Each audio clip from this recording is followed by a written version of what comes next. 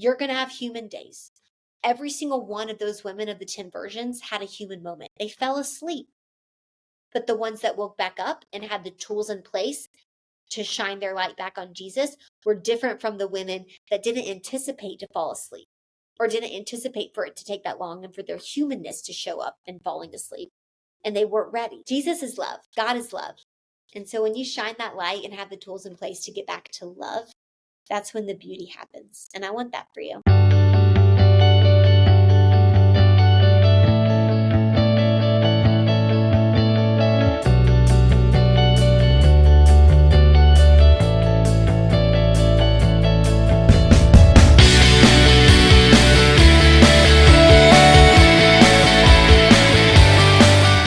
Folks, how we doing? What it do? I've never in my life said, what it do? I don't even know if that's the saying. It's the movie. It's like, what it do? How do you do? No, not how do you do. It's like, what it do? What movie is that? Is that RV? Do y'all know the movie I'm talking about? Oh, it's so good. It has like JoJo in it.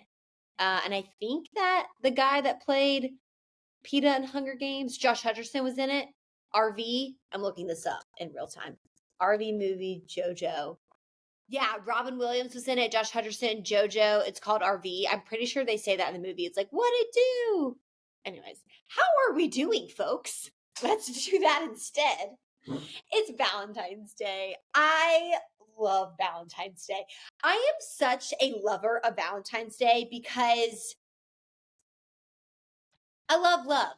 I do. I love it. And when I say I love love, I know 99.6789% of you think I'm talking about romantic love, which that's also always amazing and worth celebrating. But just love in general, like I think it's such a good reminder, mile marker for how we're living out the love in our life. Like, are you appreciating your mom or your sister or your friendships? In the past few years, like on Valentine's Day, I've always I text all my friends and I'm just like, happy Valentine's Day. I love you and I'm grateful for you because it's such a good reminder that love is precious. I actually don't even know the historical context of Valentine's Day. Literally no idea. But the idea of having a day where we kind of wake up and we are reminded that love in our life is a gift, I think is a beautiful thing because even in the Bible, which we'll get into today, you see I almost look at it, it's like an altar. It's a reminder of like God's love. And out of the pouring of that love, we have all this other love in our life. I'm in this Bible study right now with a group of young adults in my church. And we were talking about, we're going through the entire Bible. And we were in the part where like Abraham is going to Canaan, right? Like he's making his way. And all the while, he sets up altars to remember God's faithfulness in certain places. And it says Sarah got really impatient, which led to, for those of you who don't know the story, they were promised a child. They were really old. Didn't look like it was going to happen. Sarah got impatient, made Abraham sleep with their servant because she wanted a kid. And I'm just like, man, I wonder what would have happened is if like Sarah had set up altars, right? Like set up reminders of God's faithfulness. Because I think sometimes we need that in our life. We need reminders. We need trigger points. We need places or holidays, or like I have a Google Doc called God Moments that when I'm feeling like I need a little bit of faith, when I'm feeling like, God, I need the faith the size of a mustard seed right now because I feel like I don't have any, or I'm feeling doubtful, or I'm feeling scared, I pull up that God Moments Google Doc and I look back on all the past reminders of his faithfulness to me. We need altars in our life.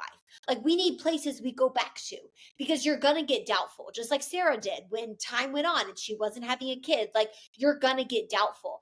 And I love how Abraham proactively set up altars, reminders of God's faithfulness. It almost prepares you for those seasons of anticipated doubt. And no one taught, and that's actually, that worked out because that's what we're talking about today.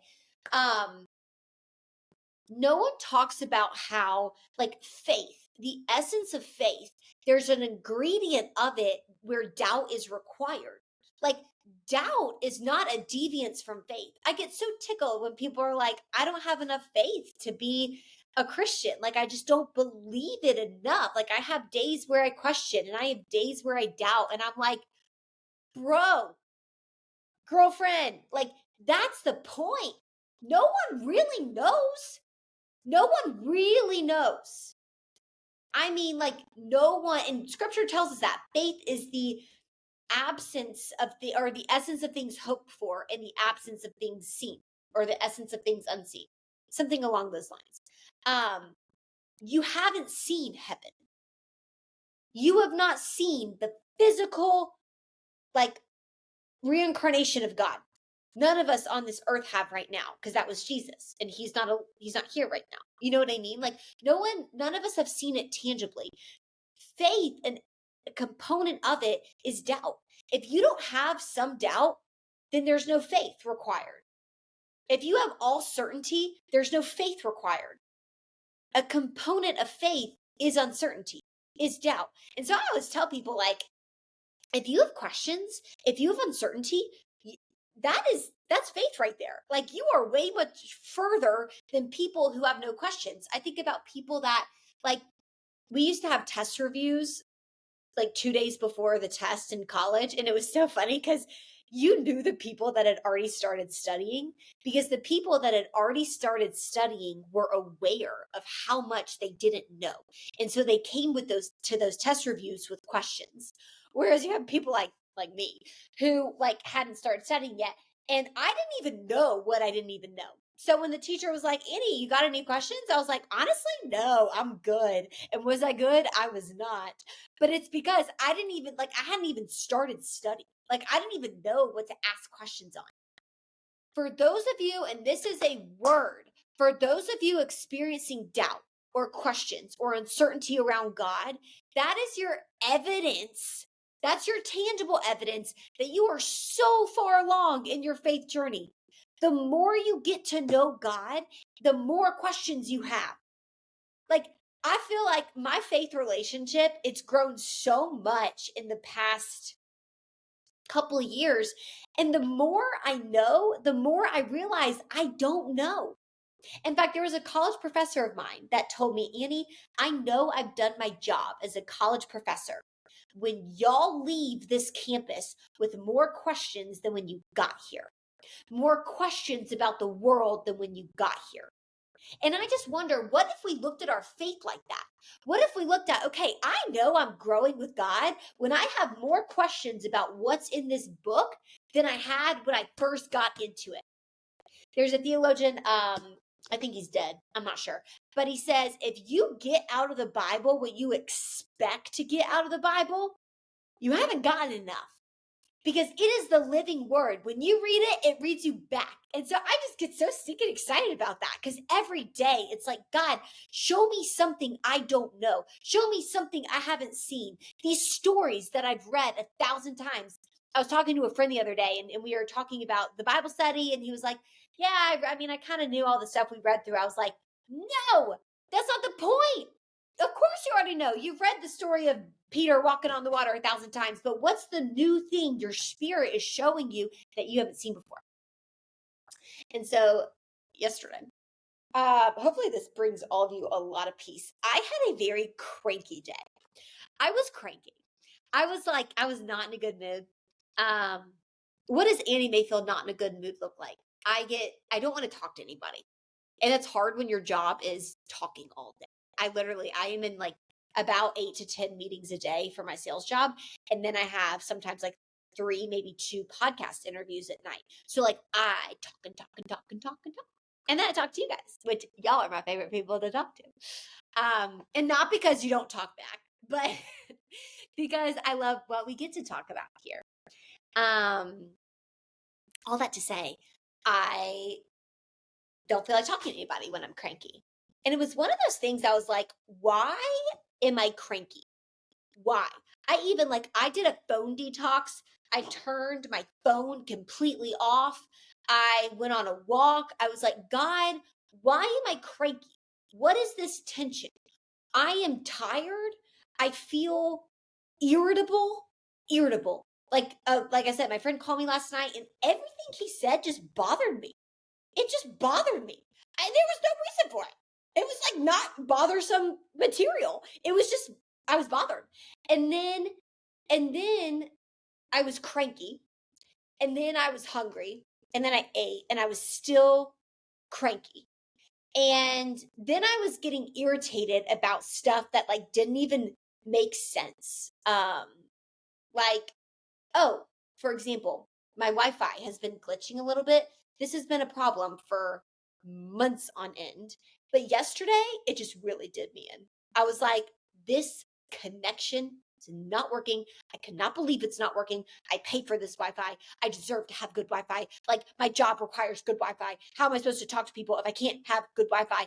And I went on this spiral hole in my head about the Wi-Fi connection. Oh, yeah. And then it's like, oh my gosh, for like first world problems over here. Annie, you're so spoiled. You're such a brat. Like, this is what you're worried about. And then the shame starts talking. And then all of a sudden your cranky, somewhat irritable mood becomes, I'm a horrible person. I don't deserve to be able to talk to my friend tonight or my other friends. Like, I don't just, and you just go on this spiral. Maybe you're not like me and you're like, wow, that's the head of Annie Mayfield. Yes, on a cranky day.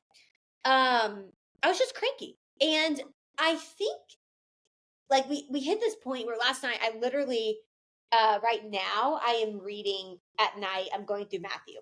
And a lot of that is Matthew is one of my favorite characters in The Chosen. And PSA, season 4, The Chosen, episodes 1 through 3 are out now. You best go watch because Lord knows it's going to be good. I am going to see it this Friday.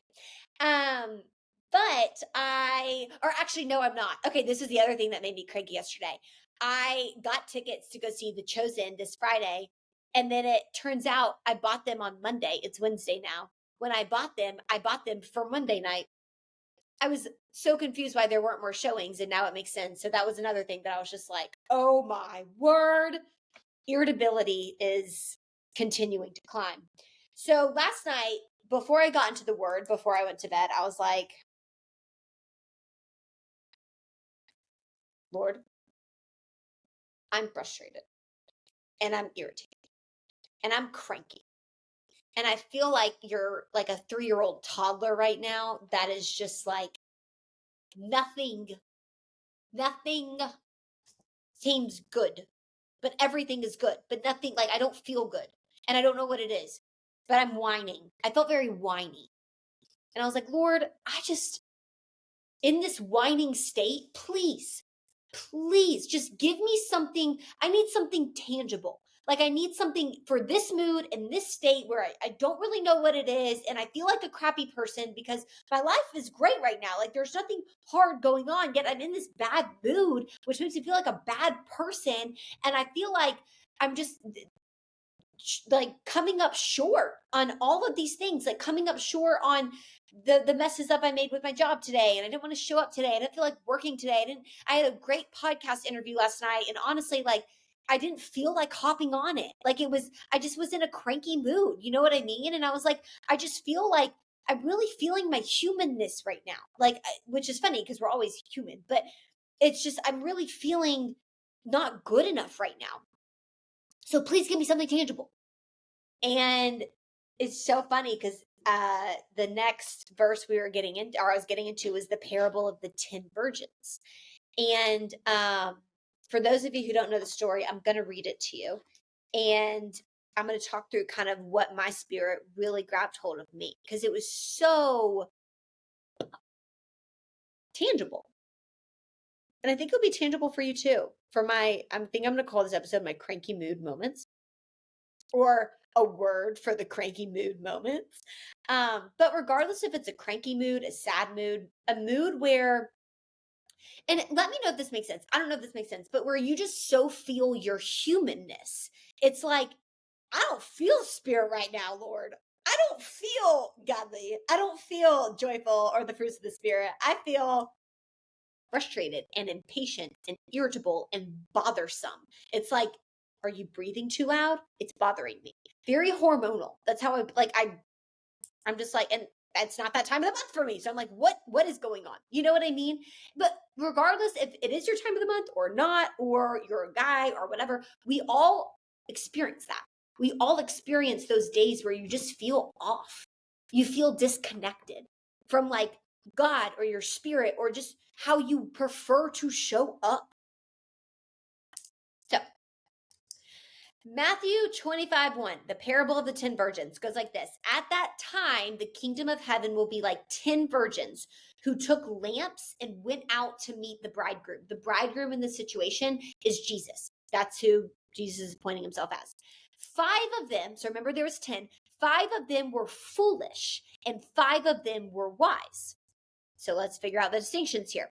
The foolish ones took their lamps but did not take any oil with them.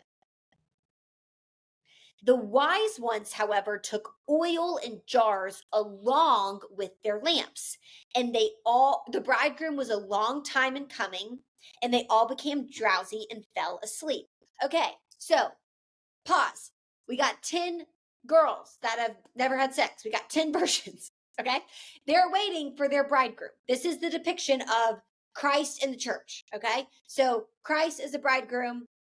The bride is the church. So we got 10 people waiting for Jesus. 5 of them stupid. 5 of them smart. What makes them smart versus stupid? Well, at first glance right here, before we go on, it's the wise brought oil with them. The stupid did not. They just brought their lamps. They brought their little flashlights, right? So like, let's put this in current day. For those of you who can't see the YouTube version, I have my flashlight out on my phone. The smart people brought a charger. They knew Jesus coming. I need to have a charger for my phone because I don't know if Jesus is coming in a day or 100 days. So my phone is probably going to die. And if the light from my phone is what I'm relying on, I need a charger, a portable charger to shine it. The not so wise ones did not bring a portable charger. So they relied fully on the battery they just had at glance. They relied fully on the resources they had in that moment and didn't anticipate for what was to come before Jesus came. All right. And then they fell asleep. Girls got sleep. Girl needs her beauty sleep, especially when her bridegroom's coming. Am I right?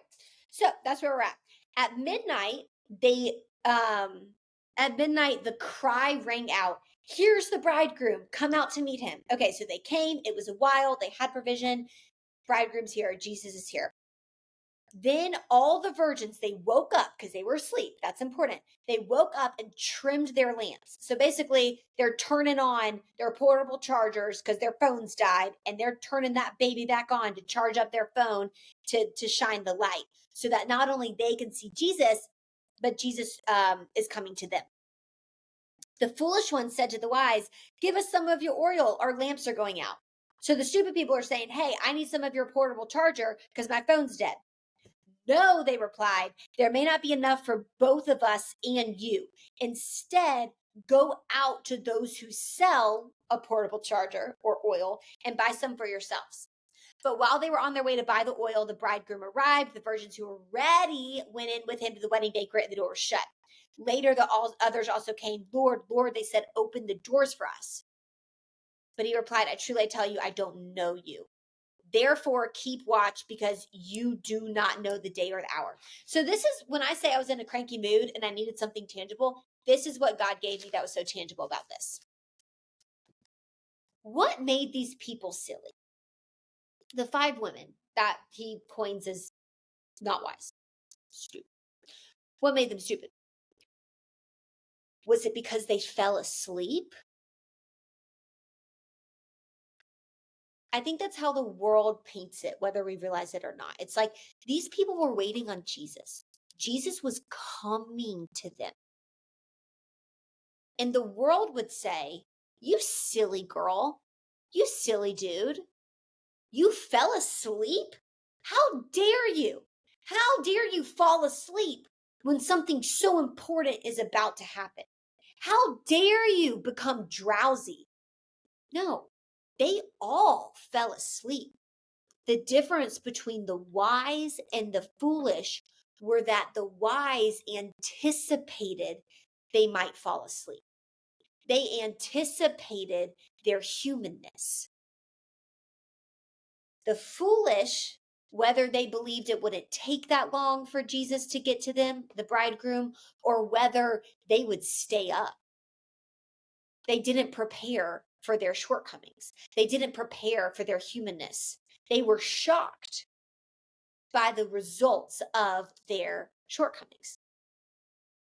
What are the shortcomings here? The shortcomings are our humanness.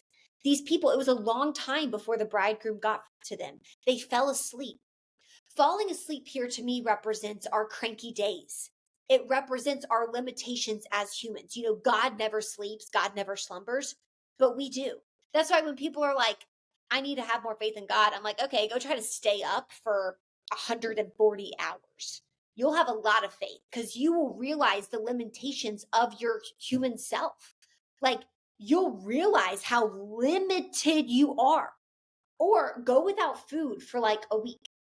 I mean, I'm a big faster and that would be hard for me. It helps you recognize your limits and how limited you actually are in just the physical human body with your humanness. So to me, the smart people here, they anticipated their humanness. They anticipated feeling drowsy. They anticipated not feeling good enough. They anticipated the cranky mood moments. They knew that was going to happen at some point, and they were prepared with the resources that they needed to have in place when that did happen.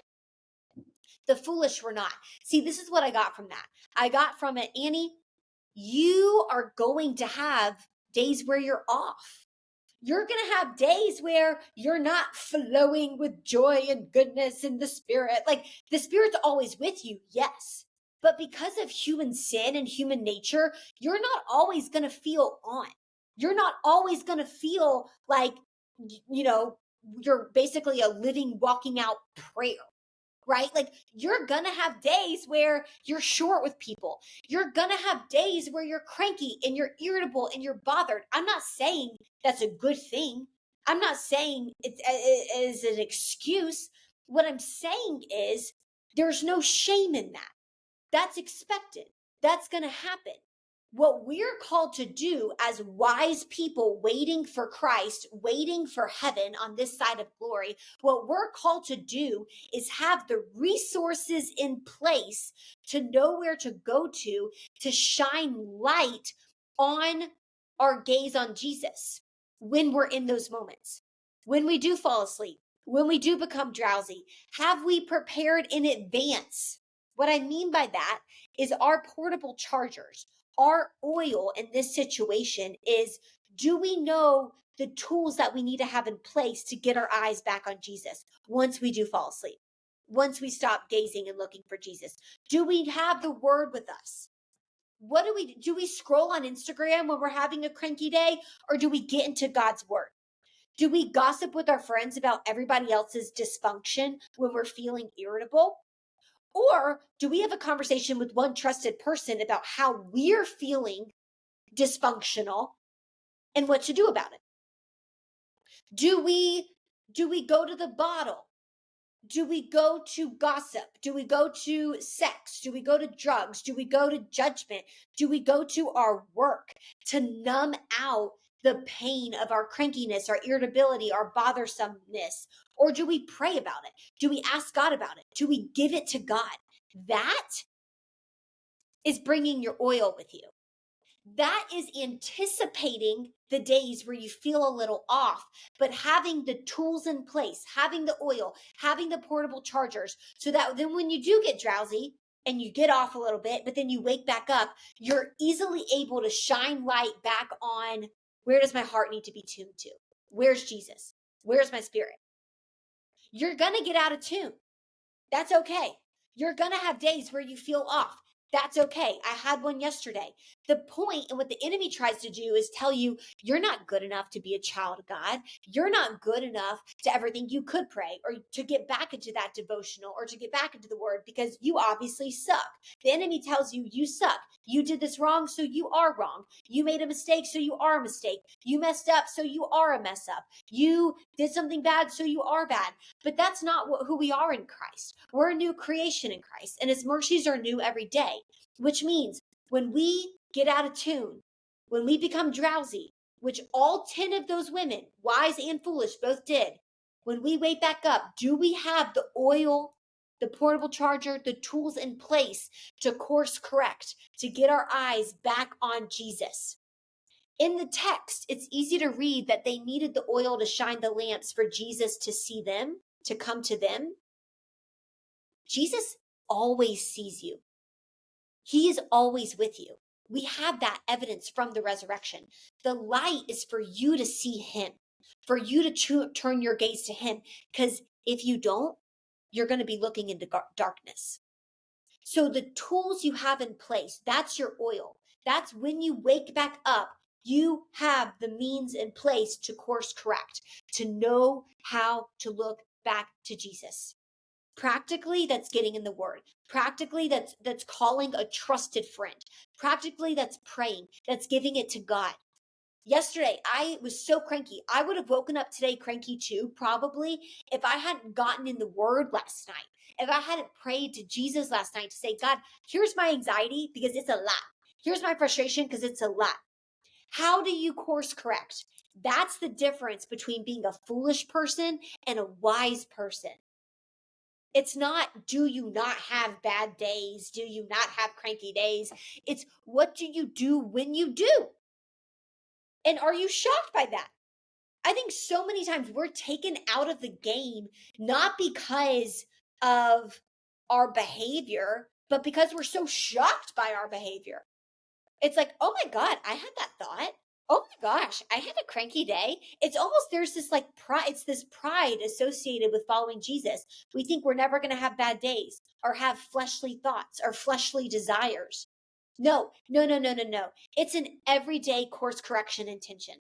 I have been in love with Jesus for years now. For years. And it's an everyday intention. It's an everyday intention. Jesus is your bridegroom. They say in marriage, always be dating your spouse. It's in Christianity, in following Jesus, it's the same. You don't just go to church on Sundays. It's a Monday through Sunday ordeal. The God of Sunday is the God of Monday morning. And we've got to posture our hearts to inviting him into all situations. It's an everyday intention. In sales, they have a saying, you've got to re-enroll yourself every day. Like when you enroll clients, you have to re-enroll yourself to the business every day. It's the same to me with my relationship with Jesus. I've got to reorient, retune, redefine my heart every day, reposture my heart because it goes astray. My nature isn't to stay on course, it's to stray.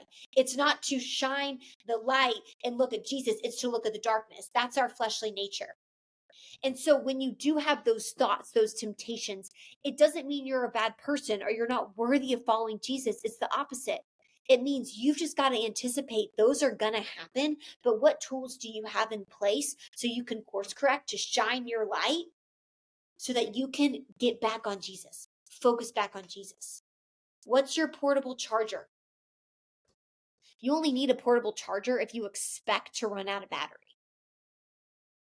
I think as Christians, as Jesus followers, we need to get better at expecting. Like we're gonna have days, moments where we don't feel, where we do things out of our flesh, where we sin. That's gonna happen.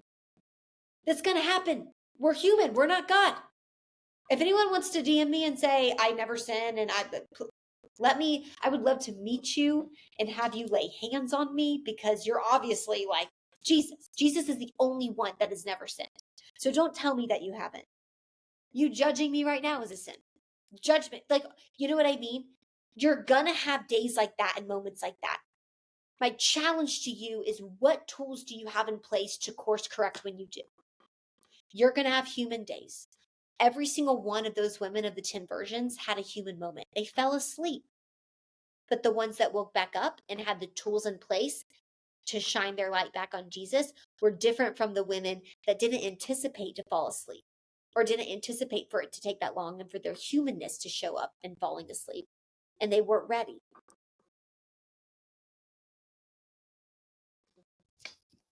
I love you guys. And happy Valentine's Day. Jesus is love. God is love. And so when you shine that light and have the tools in place to get back to love, that's when the beauty happens. And I want that for you. Lord, I pray everybody tuning in feels so loved today. I pray that they were reminded they were made in your image, which means they were made in the image of love itself. So no matter what they're feeling, no matter how far they feel from someone who loves them, or maybe they don't feel like anybody does, may they be reminded and grounded in the ultimate fact that they were made in the image of love itself, which means no matter what external circumstances say, internally, they can never lose love. Love resides in their hearts. You tell us that if we have given ourselves to Christ and given our life to Christ, his spirit resides in us. Your spirit resides in us. We have resurrection power in us, which means we have the spirit of love itself in us. So we can never lose love. Never, never, never. And I pray you give us the strength to anticipate our humanness in the process of believing that. So when the time comes where we do have human moments, because we will, because we're not you, we have the tools in place to get back on the shining image of love itself. Amen, Lord. Love you guys. And I hope that this blessed you and encouraged you, reminded you that God gave you a unique light, and it is your job to shine it in this world because we need you to. That being said, if you were blessed by this message and you can think of anybody else that also needs this type of encouragement, do me a favor, hit like, hit subscribe, leave me a comment. It helps me out a lot and helps this message that I do believe God gave my heart to share with the world gets out. I hope you have such an amazing rest of your day.